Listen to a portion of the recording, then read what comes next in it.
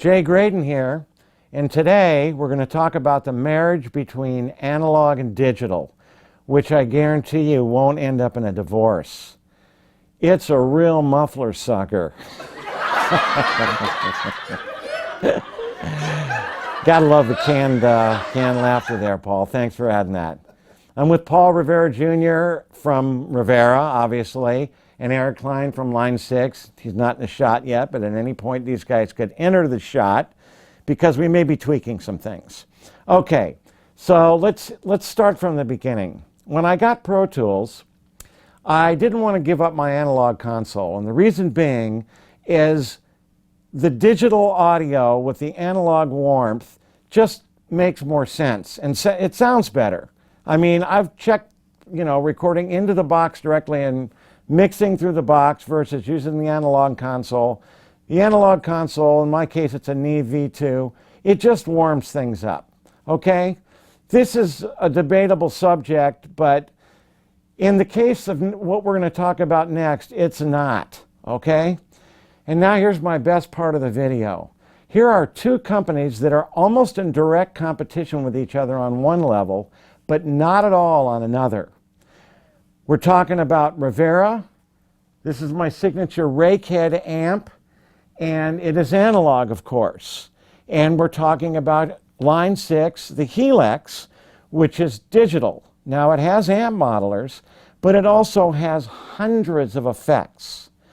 So I'm starting to play live again, and I wanted to get some effects going. So I went into my guitar effects room and started looking around at my analog effects. And then I said, what am I doing here? I don't want to do that. I've got a Helix.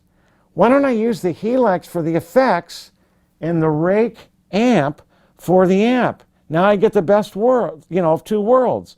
I've got an analog amp for the warmth, and I've got the effects in digital land, okay?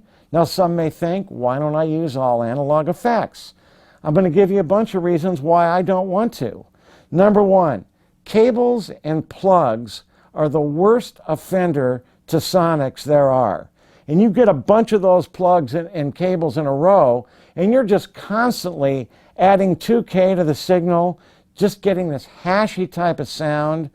And also with analog effects, they're noisy, and the more you chain, the more noise you're going to get. So when I was thinking about this, I said Rake kit amp, and of course the Helix for the effects.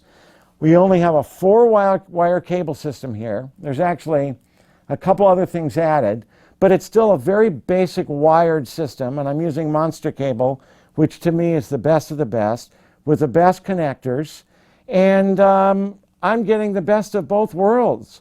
I'm keeping the noise level way down, and I get the warmth of analog. So that's the basic concept, using the Helix as the pedal board and using the Rake head as the guitar amp. And now we'll get into some detail. Okay, so this is my setup. This is how I use the Helix. This is a group of one preset, which has 12 different patches. And there's 1,000 plus presets you can have. So it's endless, Anyway, the simple pitch, I like a harmonizer effect. The simple pitch is very important to me, so let me show you what it sounds like with a clean sound first. Okay, my setting here is it's 7 cents sharp, and I don't have any delay in, and the shift level's on 10. The mix is 33, so it's like I didn't want half of the pitch shift. I just wanted less than half, which I usually use. 33 is the right amount for me, so there you go. Oh, we'll switch it in. Now let's use it for a distortion sound.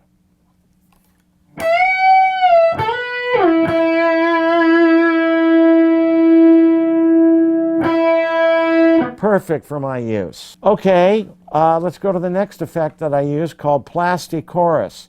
Now the cool thing about this is I've got an extra pedal, a Mission pedal, for the modulation of the spin of the effect. That's not the right way to say it.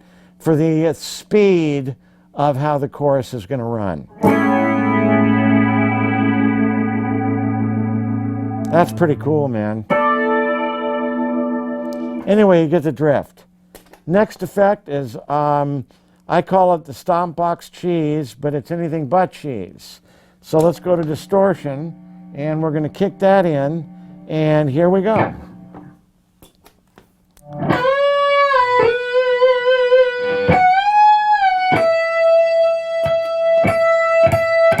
Out. Okay, this next one is a rhythm guitar low cut. This guitar has a lot of low end buildup when I'm on the middle two, when I have both pickups in.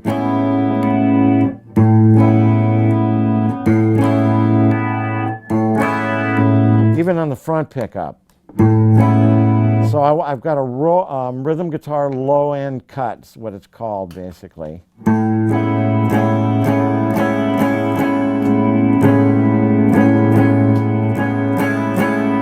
For, you know, used for like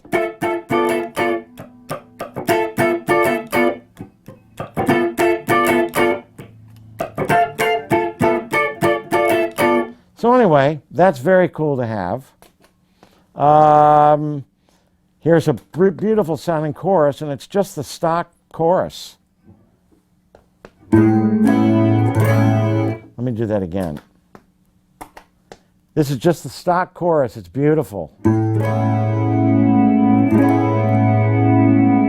Now, I did some really crazy stuff with the pitch up and pitch down, but we'll do it again. Tons of stuff you can do with this. I mean, you got to learn how to use it musically, which obviously I have not done yet, but I will. This is new to me. Okay, now we got pitch down. You want a whammy? Pitch down? Here you go.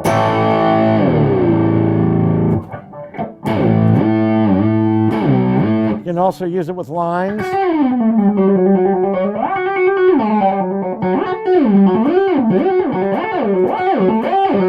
Fun. Vintage delay.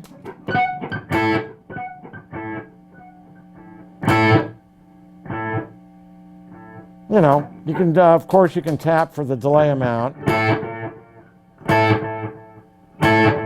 It went sharp at first because I just switched it in. It needs to settle for 1 sec.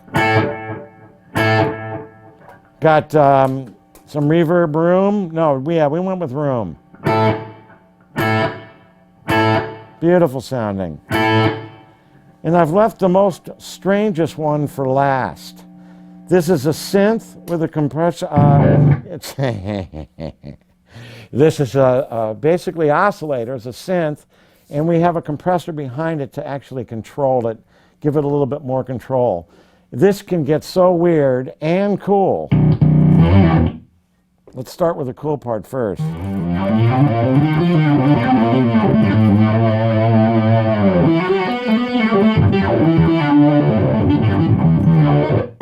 Now, if you false trigger, you got to kind of be careful. But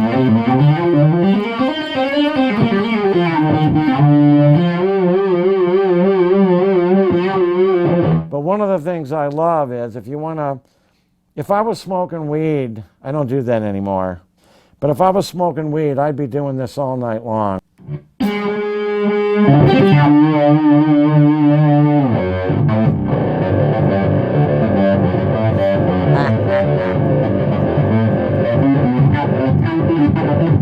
Somebody give me a joint. Maybe I'll start smoking weed again. This is too fun.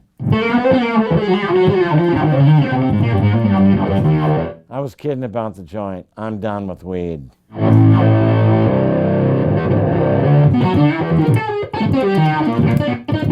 Anyway, it's a lot of fun. Okay, those are my basic patches, and now I'm going to work with the guys here. We're going to try to come up with a bunch more. And believe me, you're going to have fun with this setup. The beautification of analog amplification in tandem with the beautiful digital effects of the Line 6 Helix. Trust me, check this out. You're going to love it, especially for you analog amp guys. This is the answer for stomp boxes. Not even a close second.